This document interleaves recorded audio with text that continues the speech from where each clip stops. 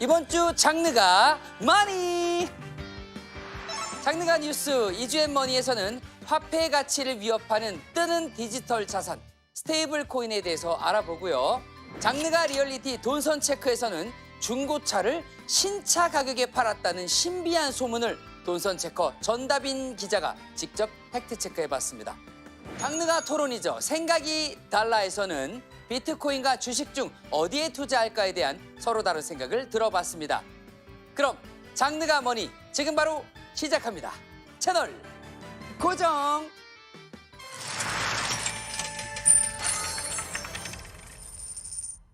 이번 주 브리핑입니다. 지난 한 주 동안 이스라엘과 이란의 무력 충돌로 전 세계 자산 시장이 요동쳤습니다. 국제 유가는 급등했고 대표적인 안전자산인 금값은 사상 최고가를 향하고 있는데요. 하루하루 살얼음을 걷는 기분입니다. 최근 K 증시에 대한 해외 투자자들의 관심이 높습니다. 한국 증시 상승에 베팅하는 미국 ETF에 이달 들어서만 1조 원 넘는 자금이 유입됐다는데요. 새 정부가 AI, 바이오, 방산 등의 대규모 투자를 발표하는 등 증시 부양에 강한 의지를 보이자 해외 투자자들이 선제적으로 움직였다는 분석입니다. 과연 이 흐름이 일시적인 반등을 넘어서 추세적인 주가 상승으로 이어질 수 있을까요? 코스피 4천 가자! 미국의 대형 유통업체인 월마트와 아마존이 스테이블 코인 발행을 추진하고 있습니다. 기존의 결제 생태계를 뒤흔들 수 있는 움직임으로 평가받고 있는데요. 들어는 봤는데 사실 잘 모르겠는 바로 그것. 스테이블 코인에 대해서 잠시 후 이주앤머니에서 알아봅니다. 뉴스처럼 발빠르고 교양처럼 풍부하고 리얼리티처럼 생생한 경제 이야기. 장르는 단 하나. 장르가 머니. 안녕하세요. 오늘도 궁금한 것 가득 안고 왔습니다. 장르가 머니 앵커 권혁수입니다. 네, 안녕하세요. 장르가머니 아나운서 김하은입니다. 오늘도 재미있게 경제 이야기 들려주실 선생님 두 분 모셨습니다. 자, 먼저 권혁수 씨와 같은 권 씨, 권혁중 경제평론가님 안녕하세요. 네, 안녕하십니까. 여의도 정보맨 여정 권혁중입니다. 그리고 증시 각도기 곽상준 부장님도 함께해 주십니다. 안녕하세요. 네. 안녕하세요. 안녕하세요. 반갑습니다. 자, 이번 주도 여러 경제 뉴스가 쏟아졌습니다. 그래서 오늘 좀 더 마음이 바빠집니다. 그중에서 가장 기억에 남는 뉴스가 뭐였나요? 제 주변에 주식 올랐다고 좋아하시는 분들 굉장히 많더라고요. 뭐 코스피가 5천까지 간다고 믿고 계신 분들도 있고요. 기뻐하시는 분들 정말 많은데 어떻게 된 겁니까, 도대체? 네. 제가 사실 다른 곳에 가서 한 번도 얘기 안 한 개별 종목 얘기를 이 장르가 뭐니 생각이 달라 첫 출연 때 얘기한 적이 있어요. 하셨습니다. 네. 제가 그 적어놓은 거 아직도 갖고 있거든요. 예, 박제된 거 찾아보시면 영상 나오거든요. 네네네. 올해 들어서 배당률이 높아진 업종이 있어요. 증권 업종입니다. 또 6%까지 올라가 있어요. 그 주식들이 지금 너무 많이 올랐어요. 거의 2배 육박하는. 네. 그때 좀 샀어요? 아니요. 그런 행운은 없겠지 했죠. 와, 근데 저도 엄청 물려 있었잖아요. 네네. 약간 회복이 됐어요. 그렇군요. 아직 물론 뭐 팔았지만 네. 약간 회복이 돼서 네. 그나마 좀 안도를 할 수 있었습니다. 자, 하나하나서 오늘 이야기 나눌 이주엔 머니. 자, 투자와 살림을 모두 소화하고 있는 이 바쁜 워킹맘의 귀가 번쩍 뜨이는 뉴스 하나를 골라왔습니다. 뭡니까? 네, 최근에 스테이블 코인이 엄청 뜨고 있습니다. 월마트랑 아마존도 스테이블 코인을 발행한다고 하는데요. 이 가장 큰 이유는 카드 수수료가 들지 않아서라고 합니다. 뭐 그래서인지 다른 대기업들도 스테이블 코인 발행을 고려하고 있는데요. 만약에 이 시나리오가 실현되고 이 스테이블 코인 발행이 안정화돼서 계속 막 여기저기서 발행을 하면 글로벌 결제 생태계가 완전히 뒤바뀔 수도 있다고 합니다. 좀 자세히 이야기 나누기 전에 요 말씀을 꼭 드리고 싶습니다. 제가 이제 코인을 막 공부를 했는데 이제 코인이 이해되기 시작했는데 스테이블 코인 이 말이 또 들려오기 시작합니다. 이게 좀 헷갈리는데 이게 뭡니까 도대체? 보통 우리가 코인 하면은 딱 떠오르는 것이 네. 사실상 변동성이거든요. 아, 전 노래방이었는데 변동성이었군요. 죄송합니다. 네. 저 딱 노래방이 딱 떠올랐는데. 왜냐하면 너무 이제 출렁이다 보니까 이 변동성 때문에 투자를 못 하겠다 이런 분들 굉장히 많았습니다. 네네. 그러다 보니까 화폐로서의 가치가 없었어요. 음. 그런데 이 스테이블 코인이라는 게 나타났습니다. 이 스테이블 코인은 뭐냐면 스테이블 말 그대로 안전된 이런 거예요. 그러니까 안정성 있는 코인이다. 그럼 어떻게 코인이 안정성 있게 되느냐라고 네. 본다 그러면 이 코인을 안정성 있게 만들기 위해서 가치 저장 수단으로서 미국 채권이라든지 아니면 금은이라든지 이런 실물 자산에 또 투자하게 됩니다. 그러니까 예를 들어서 내가 1코인을 산다 그러면요. 그 플랫폼에서는요. 한마디로 1달러를 이제 매수를 하는 거죠. 아니면은 채권에 대해서 이제 미국 채권을 투자하게 됩니다. 그럼 가치가 이제 저장이 되는 거예요. 네네. 안정성 있게 갈 수 있는 겁니다. 어. 그래서 이제 스테이블 코인이라는 이제 개념이 그래서 이제는 출발을 했던 거죠. 아, 그러니까 이 스테이블 코인은 디지털 자산인데 이게 실물 자산이랑 1대1로 연동이 되니까 디지털 자산이긴 하지만 실물 자산처럼 느껴지는 그래서 이게 결제까지 가능해지는 뭐 그런 겁니까? 그렇죠. 이제 화폐라는 가치는요. 결국에는 안정성이 있어야 돼요. 이 변동성이 심하면 화폐로서의 가치가 없는 거죠. 그렇죠. 그래서 이제는 이 스테이블 코인은 투자 목적보다는 사실상 이제 거래의 목적으로 많이 사용하게 됩니다. 1대1로 연동되다 보니까 이렇게 이해하시면 될 것 같아요. 아, 그럼 이렇게 월마트나 아마존 같이 기업에서 발행하는 스테이블 코인은 좀 다른가요? 이렇게 이해하시는 게 훨씬 편해요. 일종의 상품권이다. 우리가 예전에 뭐 마트 상품권 뭐 이런 거 많이 발행되지 않았었습니까? 네네. 마트마다 있었죠. 네네. 그 예를 들어서 월마트라든가 아마존 같은 경우에 스테이블 코인을 발행할 경우 장점이 뭐냐면 결제를 따로 거치지 않아도 된다는 장점이 있죠. 그러면 결제 수수료를 그만큼 줄이지 않습니까? 아, 네네. 네, 아마존처럼 거래 규모, 매출 규모가 어마어마하게 큰 회사의 경우는 뭐 0. 몇 %의 뭐 매출 수수료가 그 금액만 해도 천문학적인 규모가 나올 겁니다. 기업 입장에서는 좋은 게 충성도 유지가 되는 거예요. 아마존이 그 코인을 가지고 있다 보니까 뭐 월마트다, 아니면 네. 아마존이다, 뭐 아마존 1코인 갖고 있다. 그러면 이제 아마존 입장에서 발행을 하면서 고객을 계속적으로 유지할 수 있고 그다음에 충성도를 유지할 수 있다 보니까 뭐 유통 플랫폼에서의 어떤 코인들이 이제 많이 이제 발행이 되고 있다 이렇게 이해하시면 될 것 같습니다.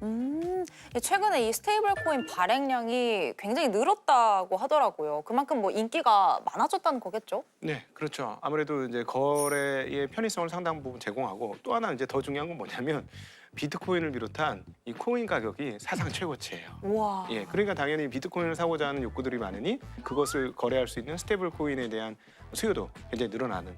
일단 사실상 스테이블 코인이 제가 봤을 땐 미래에 가서는요 이제 화폐를 대체할 가능성도 분명히 있다. 그래서 그 시장을 놓치지 않기 위해서 선도적으로 지금 모든 기업들이 스테이블 코인을 발행하고자 이제 노력은 하고 있습니다. 지금은 사실 춘추전국지대예요.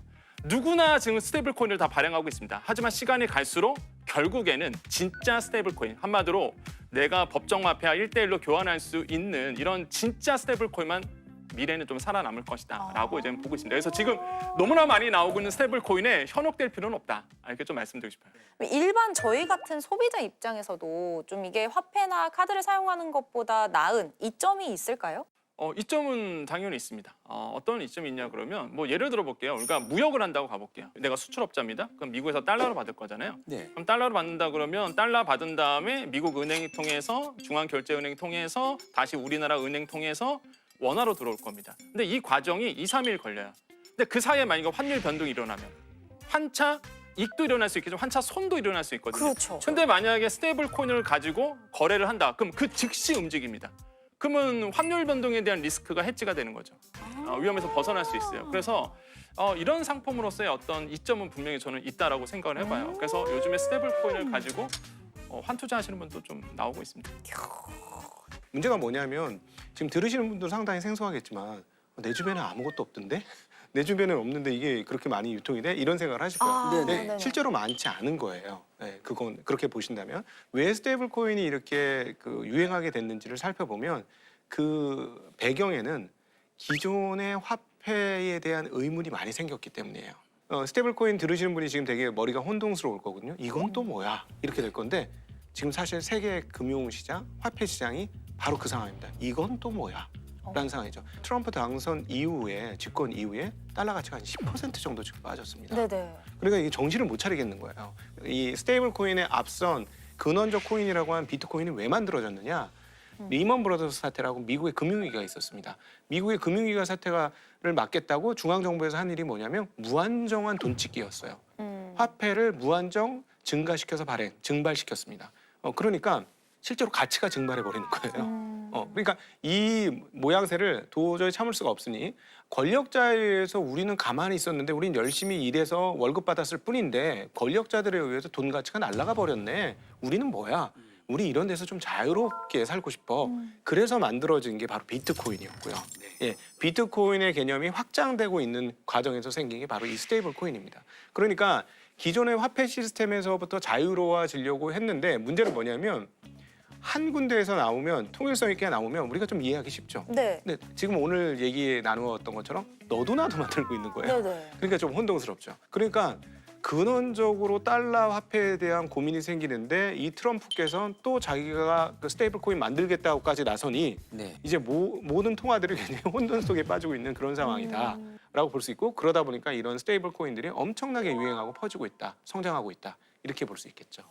그러니까 여기서 이제는 또 포인트를 봐야 되는 게 이제는 기축통화, 달러에 대한 기축통화가 무너질 수 있다라는 이 위기감이 미국에서 드는 겁니다. 그래서 네네. 미국에서는 야 그럼 어떻게 하지?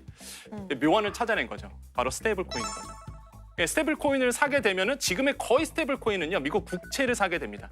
그러면 내가 스테이블 코인 1코인을 사면은 일단은 여기서는 무조건 국채를 사야 돼요. 그럼 미국한테 좋은 일이잖아요. 그렇죠. 그러니까 이제는 미국에서 묘안이 나온 거예요. 야 이거 그러면 달러 가치도 지킬 수 있고 패권도 지킬 수 있고 그러면은 지금 상황에서 코인을 계속적으로 이제 스테이블 코인을 더 활성화시켜서 미국 기차를 많이 사게끔 만들어야 되겠다. 그러니까 자꾸 미국에서 지금 스테이블 코인을 밀어붙이는 거예요.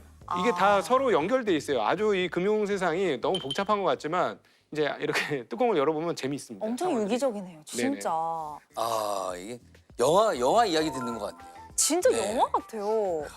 근데 우리나라에서도 지금 원화 기반 스테이블 코인이 나오게 될 수도 있다. 추진을 한다라는 이야기가 들려와요. 이거 진짜예요? 궁금하네요. 저는 해야 된다고 봅니다. 저도 여러 번 방송에 나가서 빠르면 빠를수록 좋다라고 저는 그런 주의자다라고 말씀을 드리겠는데 일단 이재명 대통령의 이제 공약사항에 원화 스테이블 코인에 대한 공약도 있었습니다. 그러다 보니까 지금 이 디지털 자산 기본법의 속도가 굉장히 좀 빨라지고 있는데요. 네. 만약에 우리나라의 거래를 이 달러 기반의 스테이블 코인이 차지하고 있는다 그러면 우리나라의 원화 가치는 완전 폭락할 겁니다. 아 그렇죠. 네, 그래서 저는 달러 기반의 스테이블 코인이 자리가 잡기 전에 원화 기반의 스테이블 코인을 만들어서 시장에서 쓰도록 만들어야 된다고 저는 생각해요. 아, 지금 방어를 해야 된다라고 그쵸. 보시는 거군요. 남대문 시장, 동대문 시장 가보면요, 중국에서 많이 오시거든요. 또는 다른 나라에서 오시잖아요. 네네. 도매 시장에 가서서 스테이블 코인으로 거래하는 데가 있어요. 실제적으로. 그러니까 원화로 안 합니다. 일단. 벌써요? 예. 그래서 우리는 빨리 원화 스테이블을 발행을 해줘야 된다라고 저는 이게 생각을 하고 있고 다만 단점은 분명히 있습니다. 네. 어떤 단점이 있느냐? 자본 유출의 통제가 좀 약화되죠. 예를 들어서 스테이블 코인을 자리 잡았습니다. 그게 원하던 달러 기반이던. 그럼 나는 일단은 스테이블 코인을 가지고 외국 가서 사실 환전하면 되거든요. 이론적인 가능해요. 이론적으로. 예, 이게 탈중앙하다 보니까 이게 이론적으로 또 가능해집니다. 좀 자금 세탁이나 이렇게 탈세를 하는데 좀 악용이 될 수도 있을 것 같거든요. 그럴 수도 있습니까? 이게 이론적으로는 다 가능해요. 예를 들어서 내가 이제 해외에서 돈을 좀 써야 돼요. 그런데 내가 일단 달러로 바꾸게 되면 사실상 외국환법에 이제 사실상 통제가 되겠죠. 네. 근데 만약에 내가 스테이블 코인으로 바꿔서 나간다. 통제가 안 돼요. 예, 법에 없습니다. 우리나라는. 그러다 보니까 예. 충분히 가능한 시나리오예요. 이게 입법 과정을 또 거치면 시간이 또 걸릴 거고. 걸리죠. 그러니까 그런 규제를 또 빨리 만들긴 해야겠네요. 예, 그래서 저는 빨리 해야 된다. 네. 그렇게 생각하고 있습니다. 와, 마지막으로 제가 가장 궁금한 질문 한번 던져보도록 하겠습니다. 정말 중요한 질문인데요. 일단 스테이블 코인이 대세인 거는 이해를 했습니다. 네. 자 그렇다면 투자 목적이든 실사용 목적이든 일단 가지고 있는 게 좋은 게 아닐까 그런 생각이 막 그렇게 그런 생각으로 막 강하게 이끌리긴 하는데 근데 그래서- 안 살 거잖아요. 사요 말아요. 우선. 저는 이번에는 우리 권혁수 앵커님 편을 들고 싶습니다. 말아도 될 것 같습니다. 안 사도 되실 것 같습니다. 아 일단 안 사도 된다. 스테이블 코인은 통하잖아요. 네. 네네. 스테이블 성향이 통하잖아요. 그럼 원화에 투자합니까? 굳이 원화에 투자할 필요 없잖아요. 그쵸. 굳이 달러에 투자할 필요 없잖아요. 그렇죠. 달러를 기반으로 한 채권에 투자하든지 뭐 원화를 기반으로 하든 주식에 투자하든지 다른 파생이 훨씬 더 큰 수익을 올려줄 수 있을 것 같습니다. 지금은 훨씬 그게 유리하다라고 보시는 거군요. 네. 화폐의 기능으로서 내가 필요하다고 느낄 경우는 그때 가서 스테이블 코인을 매수하셔도 된다라고 보시는데, 근데 다만 이런 경우가 있습니다. 내가 그래도 일반 은행에서 주는 이자보다 아니면은 채권 수익률보다 조금 더 나는 벌고 싶어 하시는 분들은 사실상 가능한 방법이 있습니다. 투자 방법이. 그게 뭐냐 그러면 플랫폼 기업들이 있습니다. 뭐 거래소 같은 데도 있는데요. 여기에다가 내가 예치를 하면은 네. 테더를 예를 들어서 예치를 한다 그러면 예치 이자를 줍니다. 그게 거의 한 3%가 조금 넘어가거든요. 네네. 그러면은 다른 데 내가 원화라든지 달러를 넣어놓는 것보다 차라리 내가 스테이블 코인 테더를 사서 이 거래소에 맡기게 되면은 거기서 이제 그 거래소에서는 내 스테이블 코인을 가지고 대출을 해준다든지 파생 상품에 투자하도록 빌려준다든지 그러면서 또 수익을 내거든요. 네네. 그 수익의 일부를 나한테 이자로 돌려주고 은행이랑 똑같아요. 그러니까 이런 식으로 해서 하시는 분들이 존재하는데 민간 기업이에요. 네. 네, 민간 기업입니다. 네. 뭐 망할 수도 있다라는 거 네. 그건 조금 고민이 필요해 보인다라고 말씀드립니다. 그러니까 약간 당장 사지 않지만 나중에 이제 혁수님의 판단에 따라서 네. 저도 한번 잘 고려를 해보겠습니다. 일단은 장르가머니에선 제 선택이 정말 중요한 것 같긴 합니다. 네, 일단 저도 살지 말지 마음속 결정을 하긴 했습니다. 일단 당장은 사지 않겠습니다. 여러분 움직이지 마십시오. 자, 시청자 여러분들은 어떻게 들으셨을지 굉장히 궁금합니다. 네, 스테이블 코인에 대해서 어떻게 생각하시는지 여러분들의 생각도 유튜브에다 남겨주시면 감사하겠습니다. 오늘도 돌이 되는 알찬 정보 들려주신 곽상준 부장님과는 여기서 인사드리도록 하겠습니다. 좋은 말씀 감사합니다. 네, 고맙습니다. 고맙습니다. 잠깐! 다음 코너로 넘어가기 전에 공지 하나 하고 넘어가겠습니다. 저희 장르가머니가 다음 주부터 무려 5주간 골드바 이벤트를 진행합니다. 골드바 이벤트? 아니 요즘 골드바요. 네. 금값이 오르고 있는데? 자, 그래서 여러분. 준비한 거죠. 참여 방법은요. 다음 주부터 방송을 통해서 말씀을 드릴 텐데요. 자, 여러분. 지금부터 5주 동안 놓치지 않고 본방 사수를 하셔야 방법부터 어떻게 당첨이 될 수 있는지까지 다 알아가실 수 있습니다. 여러분, 무려 다름 아닌 골드바가 기다리고 있습니다. 본방사수 해주시고요. 화이팅!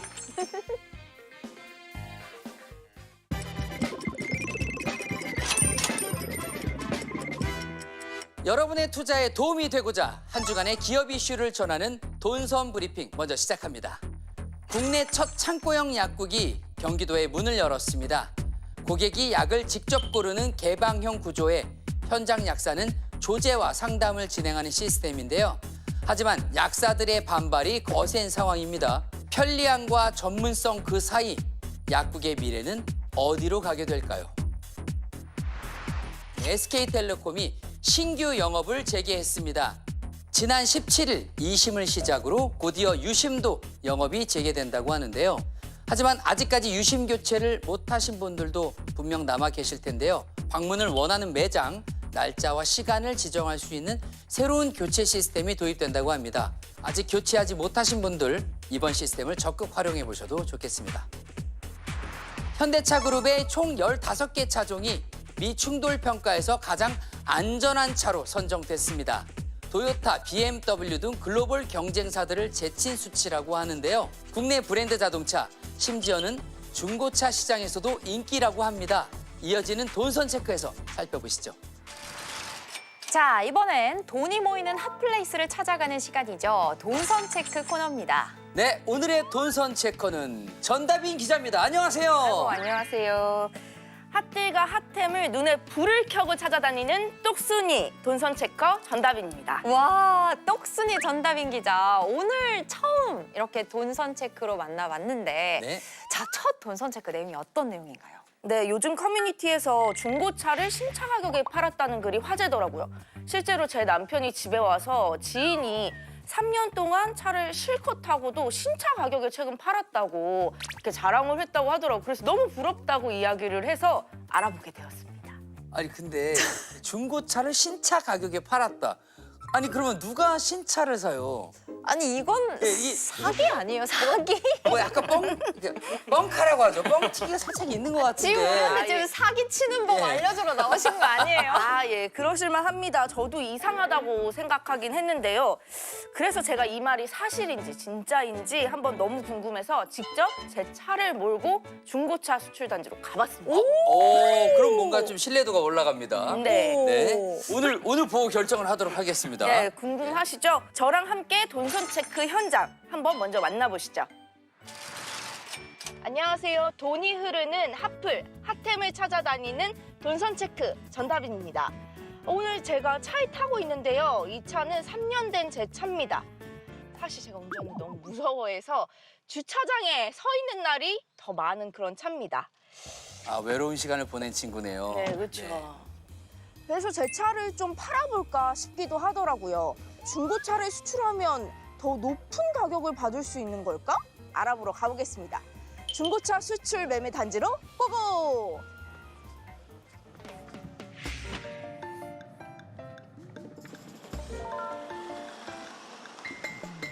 중고차 수출단지 와보신 적 있으세요? 아니요, 처음 와봤죠. 저희 이런 데가 있는지도 처음 봤습니다.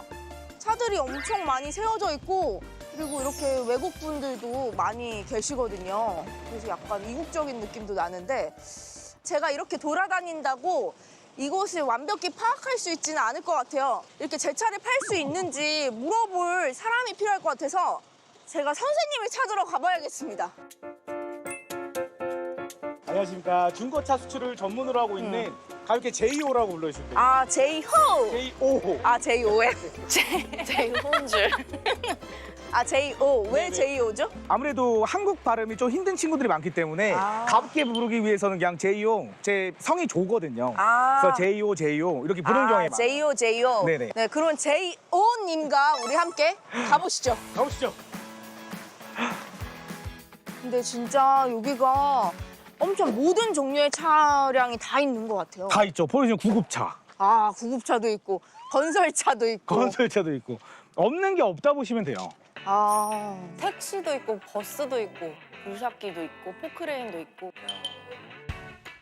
근데 좀 신기한 게 이렇게 여기 창에다가 이렇게 낙서를 좀 많이들 해놨네요. 차를 세워두면은 모든 바이어들이 체크하려고 덤벼들어요. 아, 그러면은 이 차를 내가 샀다.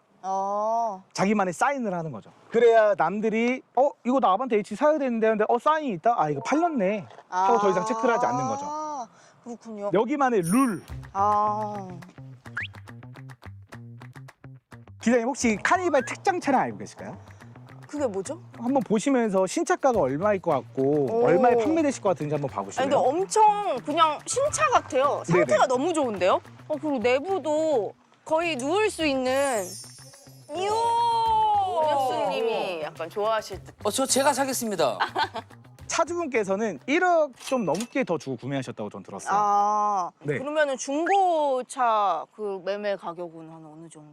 그 비슷하게는 저는 받을 수 있다고 전 생각을 해요. 얘는 몇 년 타고 지금 판매? 그거를 보시면 아실 거예요. 아, 여기에 써져 있군요. 아, 보시면은 24년 요걸로도 다 볼 진짜 수 있습니다. 1년 탔네, 얘는.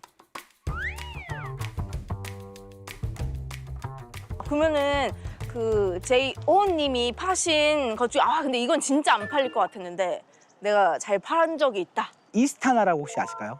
오래된 봉고 같은 차량? 본 것 같아요. 그 회색깔 이렇게. 예, 초록색도 있고 아. 이스타나라고 아실 거예요. 그 차량을 제가 400만 원 이상은 판매를 한 적이 있었어요. 아. 캄보디아라는 나라에서 굉장히 좋아요. 캄보디아라는 나라에서. 그 차 자체가 만약에 부식이 너무 심하고 운행 자체가 힘들다? 부품이라도 사가요. 아.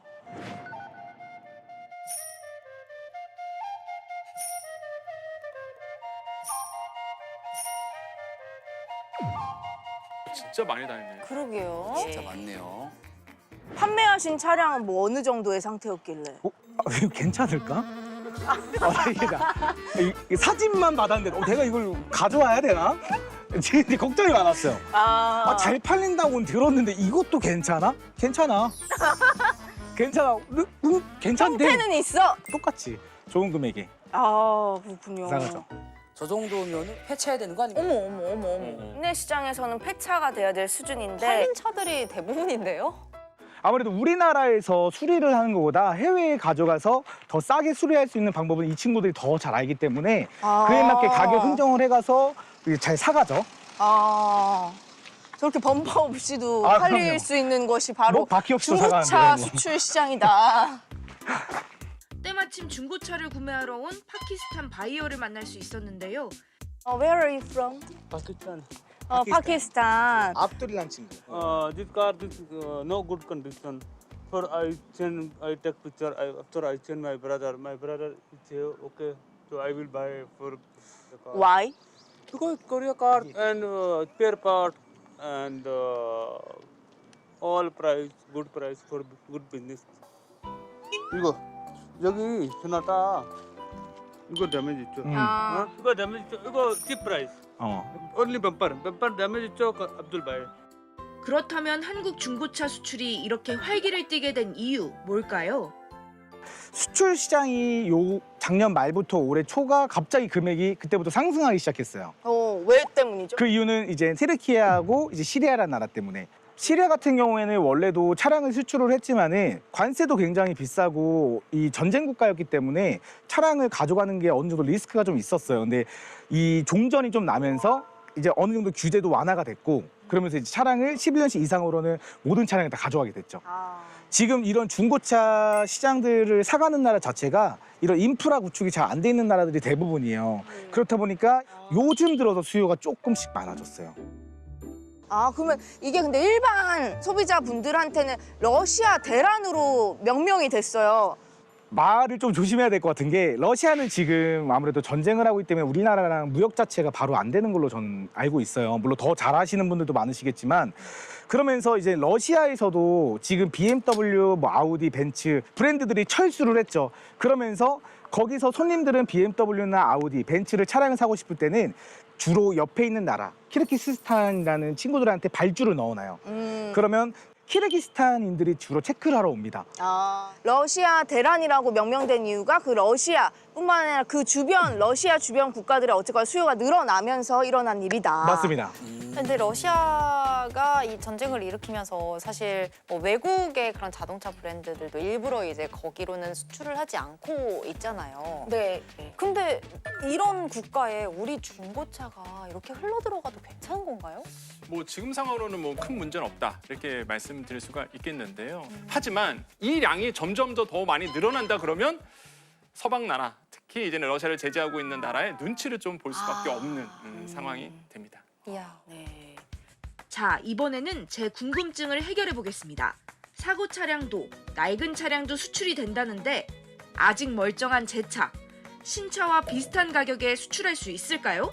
자, 이제 본심이 드러나는 시간이죠. 핵심 시간입니다. 이 차가 얼마 탔냐면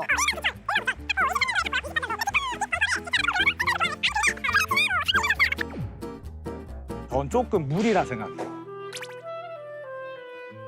모든 차종들이 다 수출로 중고차 수출로 좋은 금액을 받아서 판매를 하는 것은 아니고 어느 정도 수요와 공급 이런 물량 자체가 맞아야 좀 조건 정도가 맞아야 좋은 금액을 판매가 되는 거거든요.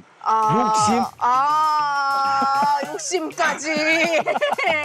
조건이 맞는 차량들은 어느 정도 정해져 있어요. 좀 어떤 조건들이 있나요? 대형 세단이나 SUV를 굉장히 선호하지만 또 다른 화물차들, 스타렉스나 포터 그쪽 나라에서는 땅도 크고 되게 좀 지형 자체가 나쁘다고 많이 하더라고요. 그런 차량들을 오랫동안 다니려고 하면 아무래도 내구성이 좀 정확해야 되는데 우리나라 현대 이 내구성이 굉장히 튼튼하다고 하더라고요. 그래서 현지에서도 항상 그 현다이 현대차만 찾는.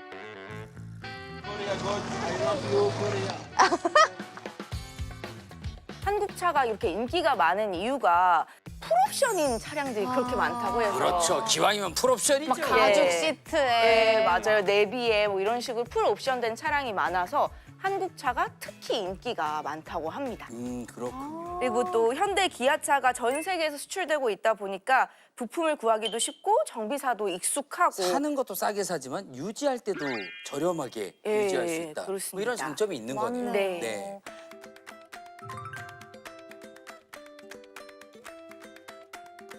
아, 역시 많이 SUV를. 부러우시네요. 예, 수시로 진짜 계속 보러 오시더라고요. 역시 SUV를. 꼼꼼히 보시네요. 바닥까지 이렇게. Olma price. Huh? Olma price. You Olmaya. Where are you from? Kaji. Where are you from? Libya, Libya. Libya? Yeah. Libya. 어. You like this? Yeah, Oh. I like. 어. Price up no night. 아. 비싸면 안 좋다. 아, 비싸면 안 좋다. How much you like? Price 250. 어? 250. Oh. Oh. Why no? Yeah. Sorry. You have me, no problem. 아, no. Libya? Libya. In Libya, why Korean curry is famous? Because no car in my country. Ah. Small car in country, no big. 아. Price okay and making in my country okay. And And another car no making in my country. 아. 뭐 시리아에선 좀 어떤 그러면은 차들이 좀 인기가 많은지. 피라크로스, 산타페, 소란토, 모하비. 키로스 많아 상관없어. 차 있어 걸리. 네, 제 궁금증이었죠. 어떻게 중고차가 신차급의 가격을 받을 수 있는지 그 이유를 이제 알게 되었습니다. 내가 이제 타던 차의 그런 가격이 글로벌적인 흐름에 따라서 결정되는 그런 시대가 된 겁니다. 그 뜨거운 돈의 흐름, 도대체 언제까지 계속될까요? 돈선 체크 전다른이었습니다.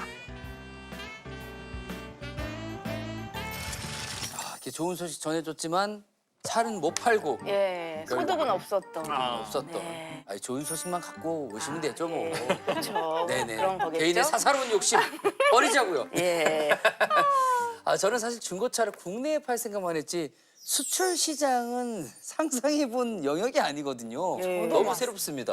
아, 근데 네. 한국 자동차 인기가 생각보다 굉장하네요. 그러네요. 네. 실제 중고차 시장이 굉장히 활발해요. 한국무역협회 자료가 있는데요. 여기에 보면은요, 2022년도가 39만 대 정도가 이제 와. 수출이 됐는데 2024년도에 와서는요, 62만 대 정도가 수출이 됐습니다. 굉장히 많이 굉장히 많이 늘었죠. 네. 네. 그다음에 수출 단가도 이제 나오고 있는데 이게 5년 사이에 63%나 뛰었습니다. 물량도 많고 좋은 가격에 또 수출이 되고 있다. 이렇게 보실 필요가 있겠습니다.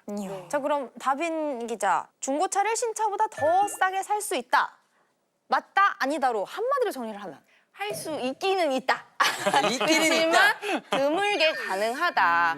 좀 뭐 벤츠 지바겐이라든지 BMW X5라든지 이런 좀 고급 기종 같은 경우에는 신차 대비 뭐 1,000만 원 이상까지 받는 경우가 있다고 해요. 그렇군요. 네, 그렇다면 이런 K 중고차 수출의 호황이 앞으로도 쭉 지속이 될까요? 저는 뭐 긍정적으로 보고 있는데 하지만 한계점도 분명히 가지고 있습니다. 시장 자체가 줄어들 가능성도 커요. 왜냐하면 요즘에 탄소 배출 이런 얘기 많이 하잖아요. 네. 그래서 내연기관차에 대한 이제 수요가 좀 줄어드는 추세이긴 맞습니다. 그래서 이런 부분도 영향을 줄 수 있고요. 두 번째는 이제 환율의 문제가 항상 걸리죠. 이제 수출이라는 것은 항상 환율과 뗄래야 뗄 수 없는 관계거든요. 그래서 환율이 출렁일 때마다 또 영향을 받을 수 있다라는 거 말씀드리겠고, 마지막으로 이제 가장 큰 변수가 있습니다. 우리나라의 중고차 가격이 인기가 높아지죠? 그럼 현지에서 가격이 올라갈 겁니다. 그러면 이제는 가격이 비등비등해진 거예요. 거의 같아지면은 그러면은 차라리 일본 차를 살까 아니면 미국 차를 살까 이럴 수도 있습니다. 왜냐면 워낙 픽업 차량을 좋아하시기 때문에 예, 예. 픽업하면 또 미국 아니에요. 그렇죠. 그래서 미국 쪽을 선택할 수 있거든요. 랩터. 네, 맞아요. 큰 차. 그러니까 이런 것들에 대해서 우리가 고민할 필요가 있어.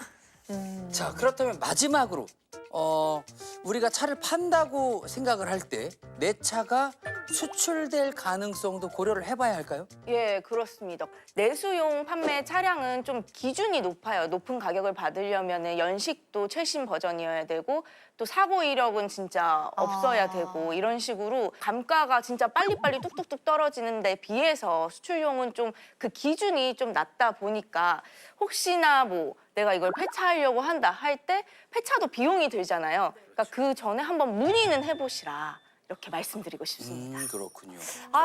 돈 선체크도 그렇고 장르가머니도 그렇고 이게 보면은 빨리 행동에 옮겨야 되는 일들이 너무 많아요. 지금 당장 움직여야 되는 게 너무나 많습니다. 네, 지금 당장 네. 가서 네, 우리 시청자분들께서도 한번 차를 파실 생각이 있으신 분들은 꼭 체크를 해보시기 바라고요. 오늘 돈 선체크 여기까지 듣겠습니다. 자, 이번에는 제가 준비해봤습니다. 장르가 토론, 생각이 달라 코너인데요. 비트코인 대 주식, 주식 대 비트코인. 하나만 투자해야 한다면 어디에 투자해야 하는가? 두 경제 고수의 생각이 얼마나 다른지 직접 확인해 보시죠. 오키나와가 내게 남긴 것. 자연산 타투. 트립닷컴이 내게 남긴 것. 호텔 최저가 보장에 라운지 이용권까지. 남는 여행 트립닷컴. 인사이드 아웃 2 이상의 만족감.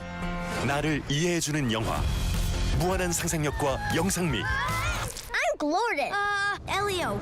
If I could belong here, maybe I could belong on Earth too. 디즈니 픽사 엘리오 절찬 상영 중. 매일 마시던 정수, 냉수, 온수에 이젠 알칼리 이온수까지. 가족의 라이프에 맞춰 우리 가족의 물에 세라젬 밸런스를 더하다. 세라젬 밸런스. 너 기름 너무 먹는 거 아니냐? 어쩔 건데?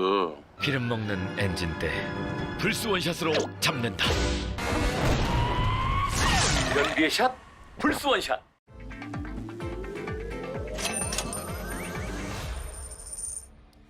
장르가 머니의 가장 뜨겁고 논쟁적인 코너죠. 전문가들의 치열한 머니 토론, 생각이 달라 시간입니다.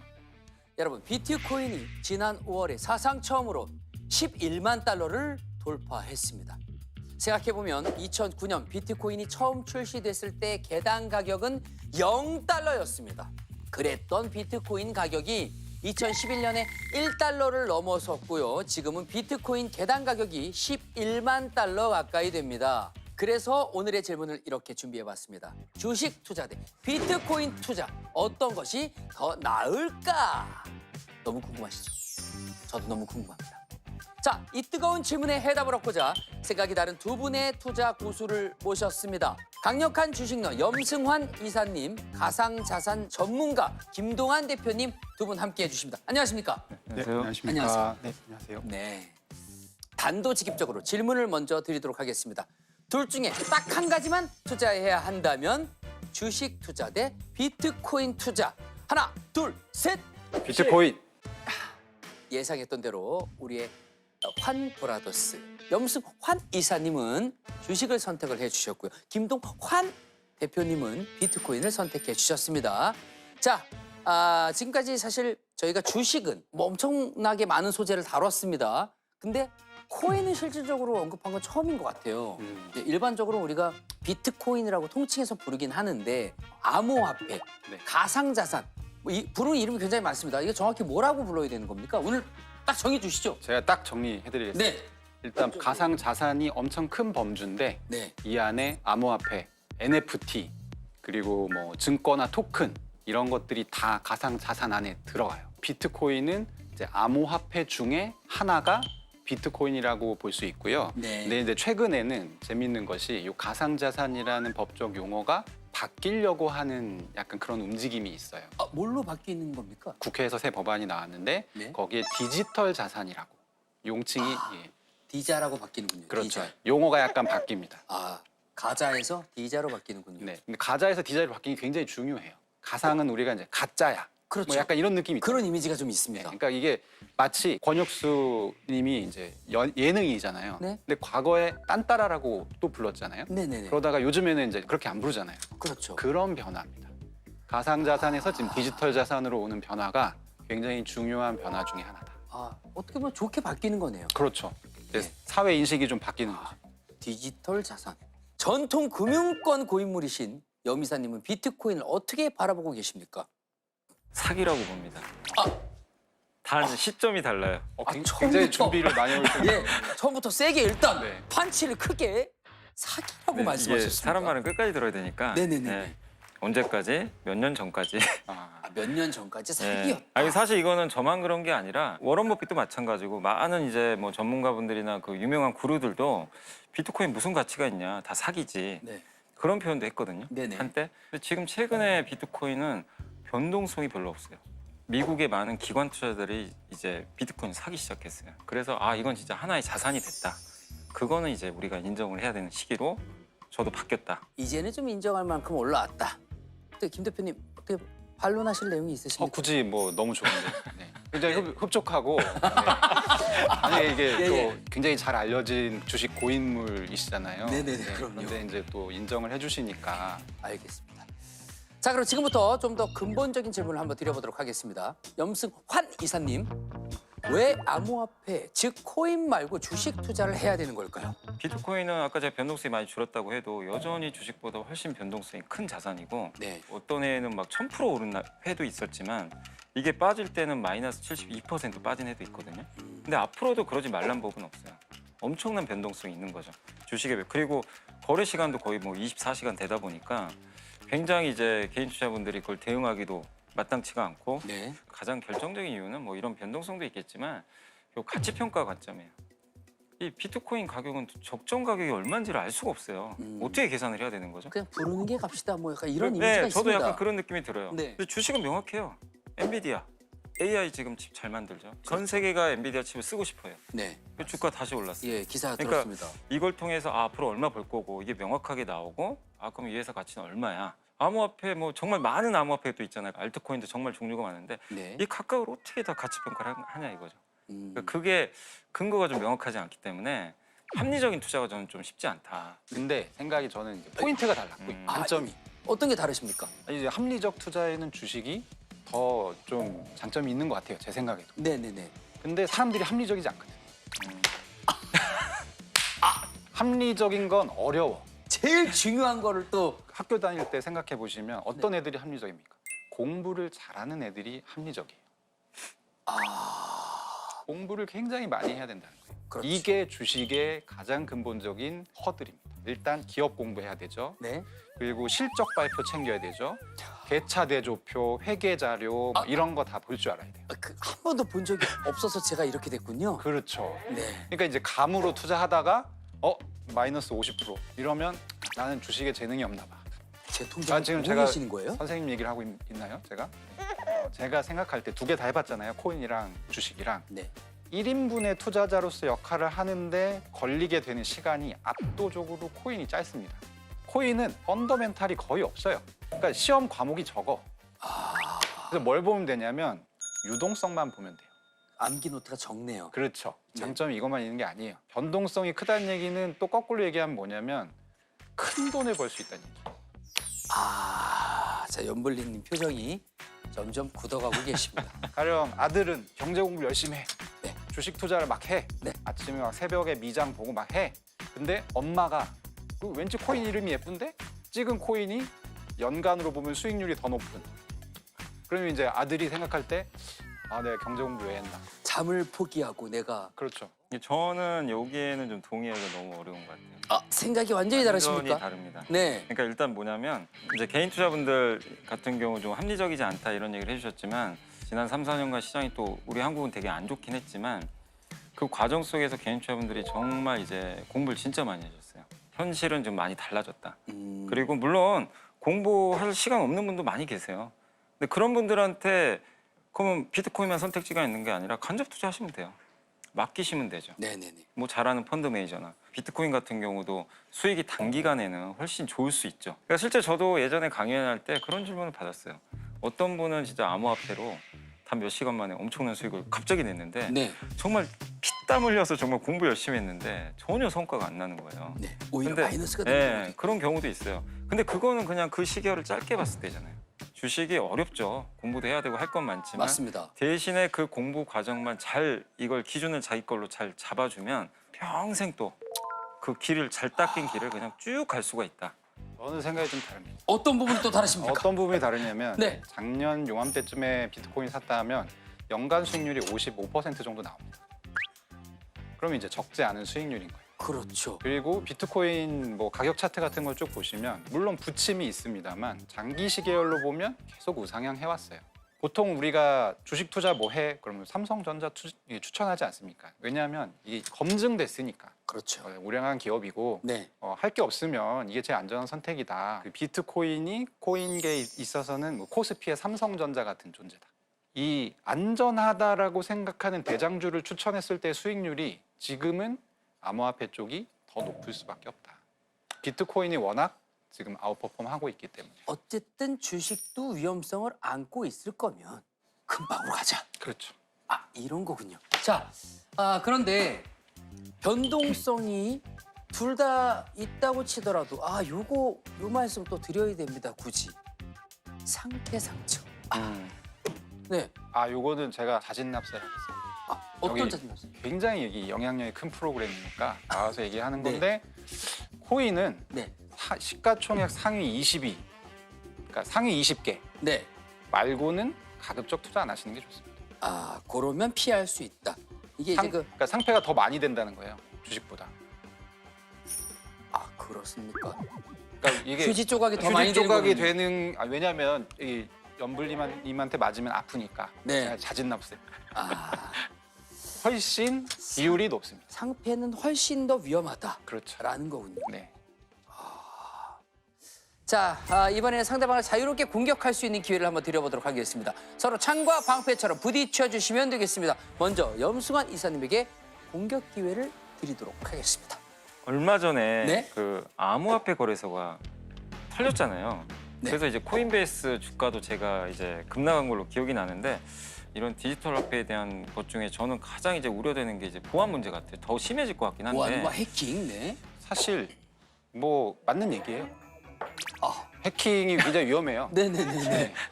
너무 인정을 빨리 하셔가지고 저희가 좀 당황스럽습니다. 지금 연블리님 지금 계획대로 잘 안 되고 있는 것 같아요. 아니, 근데 너무 다 인정해 버리시니까. 왜냐하면 해킹이 굉장히 위험한 건 맞는 얘기고. 네네. 근데 사실 해킹이 그러면 코인만 되느냐? 그렇지 않습니다. 왜냐하면 이제 점점 다 디지털 경제로 가고 있기 때문에 네. 해킹은 사실 긍정적으로 보면 이게 나을 수도 있어요. 왜냐하면 여기서 해킹 사고를 겪으면서 여기는 그만큼 단단해지니까. 해킹 사고가 많았기 때문에 그만큼 단단해졌다. 대처를 하게 되고 그만큼 사고가 이제 점점 덜 나게 될 테니까 오히려 이거는 긍정적으로 볼 수 있는 포인트라고 저는 생각이 들고. 이번에는 반대로 김동완 대표님이 염승환 이사님에게 공격할 수 있는 기회를 드리도록 하겠습니다. 그냥 개인적인 궁금함이에요. 저도 주식 투자를 하니까 네. 보통 이제 주식을 내가 어떤 기업이 잘 나갈 것 같아서 그 주식을 샀어요. 네. 그럼 실제로 잘 나갔어. 그럼 맞춘 거잖아. 네. 근데 주가가 안 올라. 배당을 줘야 되는데 배당을 안 줘. 네. 안 줘. 그 막 이제 찾아봐 기사를. 막 왜 안 가지 주식이? 근데 이제 뭐 이게 사실인지는 알 수 없지만 이 회사의 이 회장님이 상속을 해야 된다 아들한테. 그래서 주가가 지금 오르면 안 되는 상황이다. 근데 또 재밌는 건 뭐냐면 팔잖아요? 네. 올라가. 오르죠. 무조건이죠. 그거는 불가능의 법칙이. 왜 그런 겁니까? 주식은 왜 내가 팔면 오르는 겁니까? 연블리님. 제가 이제 고인물로서 네. 좀 사과를 한번 드릴게요. 네. 죄송합니다. 그게 우리 한국 시장의 고질적인 문제가 주주 환원을 잘 안 해주고요. 그리고 소액주주 가치를 무시하는 그런 경향들이 되게 많았어요. 주주 가치를. 근데 이제는 제가 말씀드릴게요. 제가 약속드린 건 아닌데 달라졌습니까? 이제 법이 바뀔 겁니다. 이번에 이제 새로운 정부도 들어왔잖아요. 네. 상법 개정이 이제 될 거예요. 네. 상법 개정은 거기 이제 일하는 이사가 임원이 원래는 회사의 이익을 위해서 의무를 다해야 되는데 그렇죠. 하나가 더 붙어요. 주주의 이익을. 그 멘트가 들어갑니다. 포함되는. 그러면 소액주주 가치를 이제 무시하면 이제 처벌을 받을 수가 있어요. 그래서 이제 달라질 겁니다. 자, 그럼 이제 실전 투자에 대한 이야기를 한번 나눠보도록 하겠습니다. 먼저 김동완 대표님, 이 무지막지한 암호화폐의 변동성을 이겨내고 돈 버는 투자를 하려면 어떻게 해야 되는 겁니까? 제가 이렇게 투자하시는 분들을 관찰해 보니까 네. 뭐가 없는 분들이 실패를 많이 하냐면 네. 목표치가 없는 분들이 실패를 많이 해요. 얼마를 벌어야 될지에 대한 생각이 아예 없어 머릿속에. 없고 그냥 많이. 그 욕심. 이런 분들은 팔아야 될 때 절대 매도를 못 합니다. 그래서 제가 찾아낸 대안이 뭐냐면 목표를 두고 투자를 하는 겁니다. 내가 얼마를 벌 거다. 그렇죠. 내가 시드머니가 1,000만 원이다. 그러면 1년 동안 나 이 1,000만 원을 뭐 1,300만 원으로 1,300원으로 만들 거야. 이게 되면 그 다음부터 어떤 코인을 살지, 어떤 전략을 짤지 이게 순차적으로 다 정해집니다. 알겠습니다. 자, 이번엔 염승환 이사님입니다. 그동안 생각이 달라에서도 주식 투자 똑똑하게 하는 법은 많이 알아봤습니다. 이번에 좀 부담스러운 질문 한번 드려보도록 하겠습니다. 주식 투자로 비트코인, 암호화폐보다 많이 버는 방법 있습니까? 없어요. 네, 알겠습니다. 없다고 합니다. 근데 이제 네. 말씀드리고 싶은 건 저는 이제 방금 해주신 말씀 너무 공감이 많이 됐고 네. 이렇게 경험이 많지 않으신 분들은 자기한테 맞는 옷이 뭔지를 사실 알 수가 없어요. 암호화폐 성과 좋으니까 암호화폐 해볼까 이게 아니라 남들이 그렇대 뭐 네, 그게 아니라 본인이 진짜 100만 원이든 네. 50만 원, 10만 원 해보라는 거예요. 처음부터 준비가 안 된 상태에서 그냥 한 번에 많은 돈을 투자하신 분들이 계시단 말이에요. 그게 제일 위험. 네? 준비가 안 됐는데. 네. 그러니까 소액으로 먼저 좀 네. 자기 옷을 찾아보자. 네. 자, 이야기 잘 들었고요. 시청자 여러분께서는 두 전문가의 의견을 잘 참고하셔서 신중하고 현명한 판단하시길 바라겠습니다. 자, 그럼 두 분의 생각이 얼마나 달랐는지. 자, 생각이 너무 달랐다 그럼 100달러고요. 하나도 안 달라 그럼 1달러 들어주시면 되겠습니다. 하나, 둘, 셋, 30달러가 나왔고요. 저는 1달러. 1달러가 나와버렸습니다. 굉장히 좀 그냥 코인 하시는 분이라고 해도 될 만큼. 포인트가 안 맞는 부분들이 있었어요. 네. 그것 때문에 그런 거지. 전체적인 생각은 저도 오늘 좀 많이 배웠어요, 진짜. 코인에 대해서. 네. 군요. 네. 치열한 토론 아주 잘 들었습니다. 감사합니다. 감사합니다. 자, 아주 피 튀기는 토론이었습니다. 네. 혹시 여기서 비트코인 해보신 분 계신가요? 저요. 다 해보셨습니까? 그럼요. 실례지만 그럼 수액을 좀 여쭤봐도 괜찮을까요? 네, 여기까지. 근데 저는 수익률은 나쁘지 않아요. 근데 정신 건강이 안 좋아서 저는 이제는 비트코인은 나랑 맞지 않는다라는 생각을 했어요. 영양제 및 치료비가 더 들어가셨군요. 그렇죠. 왜 그러냐면 24시간 돌아가잖아요. 네. 너무 피곤한 거예요. 새벽 2시에도 열어봐야 되고요. 그렇죠, 새벽 그렇죠. 4시에도 열어봐야 되고 이러니까 이거는 나랑 맞지 않는다. 오히려 내가 얻는 것보다 잃어가는 게 더 많다. 그렇군요. 자, 우리 전다빈 기자 이야기도 살짝 들어봐야죠. 전- 표정이 많이 슬퍼 보이긴 해서 건너뛸까 했는데 그럴수록 더 들어봐야 됩니다. 전 철야 수당을 한순간에 잃어버릴. 그 정도로. 그 뒤부터는 들이지를 않는. 발들이지 가만히 있는 게 낫다. 인간 지표다. 어머, 혁순 씨. 원래는 제가 인간 지표였거든요. 예. 제가 움직이면 떨어지고 또 하나의 지표가 나왔습니다, 여러분. 네. 자, 귀추가 네. 주목됩니다. 네. 근데 이제 비트코인이 사실상 많은 분들이 좀 오해를 하고 계시는데 저는 비트코인을 되게 우호적으로 봅니다. 왜 그러냐면 염 이사가 이제 얘기한 것처럼 이제는 인정을 해야 되는 거죠. 자산으로서 이제 인정을 저도 이제는 하고 있고 그래서 이제 40대 이후에 계시는 분들은 잘 모르세요. 이제 비트코인을 내가 해야 되나 말아야 되나. 근데 제가 한 가지 예를 들어야겠습니다. 저는 비트코인을 에어팟이라고 이해하시면 된다. 왜? 과거에는요. 길거리 지나갈 때 혼자서 중얼중얼거리면 미친 사람 아니야?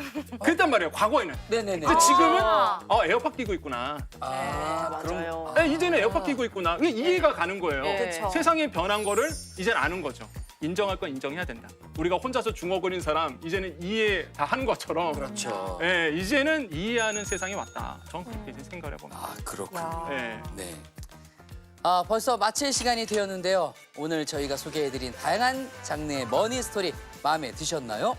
네, 장르가머니를 통해서 시청자 여러분들의 경제 상식 또 통장 잔고까지 두둑하게 채워질 수 있으면 좋겠습니다. 앞서 소개해드렸지만 장르가머니가 다음 주부터 5주간 다름 아닌 골드바 증정 이벤트를 진행합니다. 지금부터 놓치지 않고 5주 동안 저희와 함께 해주시길 바라겠습니다. 네, 다음 주 금요일 오전 10시에도 우리 장르가머니에서 함께 만나 뵙겠습니다. 여러분 모두 부자 되세요! 골드바 내꺼 골드바 내꺼 골드바